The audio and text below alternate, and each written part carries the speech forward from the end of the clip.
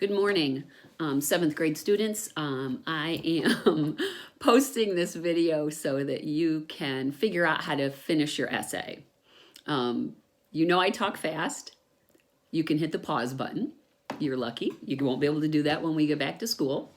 The other thing I've realized when I talk on these videos is I say about 500 times. So extra credit. As you're listening and taking notes, tally mark how many times I say And I'm going to try to reduce that each time I do a different video for you. So here we go. Your essay assignment. Only 3 of you have turned it in. I'm assuming it's because it's not easy. It's hard. I've asked you to do something on your own that we've only practiced twice in class, but I am going to talk you through each part. And as I talk about it, hopefully you'll recognize how it's connected to what we've done in class so that you can do it at home by yourself. And I do have faith that you can do this. It is, as I said, it's not easy. It is going to be hard. So I want you to think about using your time wisely. And I do not want you to finish it all in one day. I want you to take 3 or 4 days. So if you look at Google Classroom on the computer, log in. And I'm going to look away a few times because I'm looking at my computer screen so that I know exactly what you guys are looking at. So I'm opening up 7th grade writing. And I'm going to scroll down. I have the stream open, not classwork. If you look at the top of Google Classroom, I'm looking at the top and I have stream clicked. And I want you to scroll down into that. There was an assignment that I posted March 30th. So scroll down 1, 2, 3, 4, 5, 6, 7. 7 assignments down. It says March 30th. It says, here's a description of your writing assignment for this week. Each day a new assignment will pop up and you will have to do it. Let me know if you have any questions. And if you click on the link says 7th grade COVID-19 essay. So I'm waiting for my link to open. You do not work in this piece of paper. This piece of paper is giving you the directions on how to set your essay up and how to do your essay. And it's taken my computer a while. And your essay, just like in class, we have about 30 minutes of actual writing and working time. That's what you need to do at home. You need to actually work and think and write for about 30 minutes. Some of your do nows that you completed, your answers are good answers, but I think you probably finished them in like 2 minutes. Typically a do now in class takes 5 or 10 minutes. You need to think and just write more. So the COVID-19 essay is open. It said you all had to read The Boy in the Striped Pajamas at home. I also sent another book home, The Devil's Arithmetic, for those kids who were at school on Friday. That is going to be another book that I will use for an assignment after Easter break. So you need to make sure you haven't lost it. If you did lose it, find it. Some of you have the paperback. Some of you have the paper copy that Miss Smith ran off for the other 8th graders. I just said again. Did you tally mark it?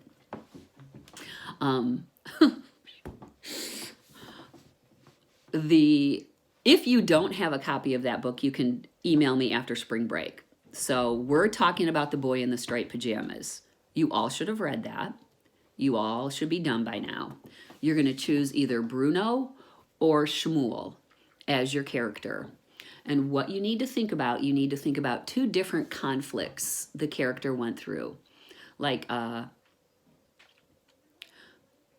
Shmuel, the conflicts he had while he was in the camp. One of the conflicts he had was all the hard work. Or another conflict he had was being hungry. That is a conflict he had all the time.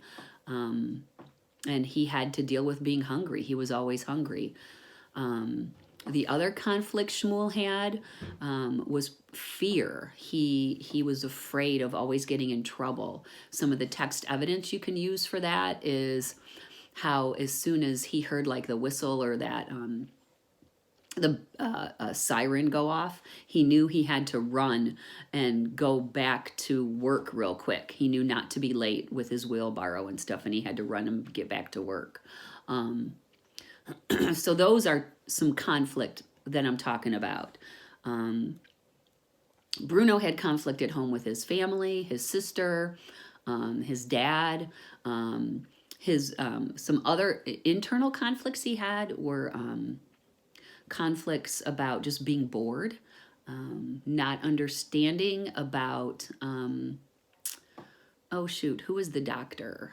The doctor guy who fixed up his leg. I don't remember that guy's name, but like he was confused about that. So that was a conflict why he couldn't tell people that he fixed his leg and his mom did it instead. So those are all conflicts. You need to choose which conflict for your character you thought was the most challenging. Okay? So if you look at the document, it starts describing the paragraphs right away. If you look at paragraph 1, you needed to do the tag sentence. Tag means title, author, genre. The next part of your paragraph is in blue. It says summary. Because the story is long and complicated, you need at least 4 to 5 sentences summarizing the boy in the striped pajamas. And then the claim is green. That's the answer to the question. Which conflict is the most challenging? And remember, don't write because or why in this part. Then look down to paragraph 2. The orange sentences describe why this conflict is most challenging. That's where you write the why. I might say the most challenging conflict for Shmuel as a little boy is that he was always hungry and he didn't see any way to solve this problem. And then in my next, for the premise, the orange part, I would say, hunger was Shmuel's biggest conflict because he was used to being at home with his family and they always had meals to eat. And now that he's in this camp, he doesn't get meals. He eats 1 time a day and he doesn't get enough food to fill him up. And when you're hungry, you're weak and tired and cranky. And so this is a very challenging problem for a little boy who's only 8 or 9 or 10 years old. And then I would go on to find text evidence. The purple part is the text evidence. And I would probably find the text evidence where he and Bruno were talking at the fence about him being hungry. And I will upload another video to review about the text evidence for you guys, how to punctuate that. And then paragraph 3, if you're looking on your sheet, is just the other conflict that you want to write about. And then same thing, why is it a conflict? And then find test evidence. And you'll see on the way down, on Monday, there's a 2-column chart that's due. So if you will close the 7th grade COVID essay out of Google Classroom, and then just go to the 7th grade writing, if you just move up, you can see the 2-column chart of conflicts assignment. Do you guys see how many is turned in and how many are assigned there? I've gotten 3 graded that were turned in. But even if I did grade yours, I want you to redo it. And you can do it on a piece of paper. And hold on, I gotta let my dog out. And you can write on the piece of paper the 2-column chart, just like we did in class. This is where you get your ideas. Conflict number 1, conflict number 2. Then maybe at the bottom or at the top, write which conflict you think is most challenging. Then the next day, if you scroll up in Google Classroom, it says day 2, or text evidence for the essay. And it's the same chart you did before, but this time underneath your evidence, I want you to, or underneath your premise, your reasons, I want you to write your text evidence. So the text evidence will come right from the book. You need the page number, you need the quotation marks, you need the parentheses with the name of the author, and the page number where you found it. So that's your first 2 days of work, your 2-column charts, all you do. Day number 3, scroll up in Google Classroom. You're going to write your introductory paragraph. That's paragraph 1 on the direction page. I connected paragraph 1, or I connected the directions to that page again so you can look and see what you need. Or even better, go into your own Google Docs and look at your examples that we've already done. We've already done example paragraphs. You've written paragraphs. So those are in your Google Docs. You can see the examples you've already written. I'm pretty sure once you look at those, you'll be like, oh yeah, I remember. So then the next day, I want you to add the next 2 paragraphs to your introductory paragraph. And you can open up a Google Doc right from the assignment and you can write your introductory paragraph. I will try to look at it in the next day after you write it, day or 2 after you write it, and give you some feedback or say, great job, finish the next 2 paragraphs. And then you need to finish it. And you need to turn it in. This essay needs to be completed. This is part of your writing grade. This needs to be finished by the end of spring break. We are having midterms due soon. Many of you I've assigned the due now. I've gotten it back from I think 5 of you. If you have the due nows done from March 16th and March 23rd, take a picture of them. Send them to me in as a comment in Google Classroom. Also, I assigned it in Google Classroom. If you scroll down to March 22nd, I assigned it. It says 7th grade due now. You could also do it on a piece of paper. I have a class comment with my email address. You could take a picture of it with your phone and then email it to me. But you need to do this work.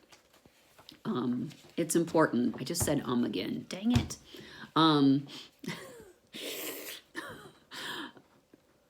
So your essay is due. Hopefully you paused this, took some notes. You are looking in Google Classroom so you know what I'm talking about. A lot of 8th graders have sent me questions on their Google Classroom. They had to do one that was a little more complicated than yours. So if you have questions while you're working, I did it again.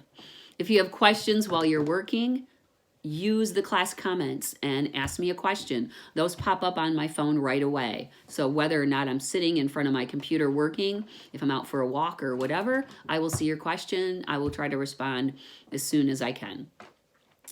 So with that being said, I'm going to give you some time to work on this.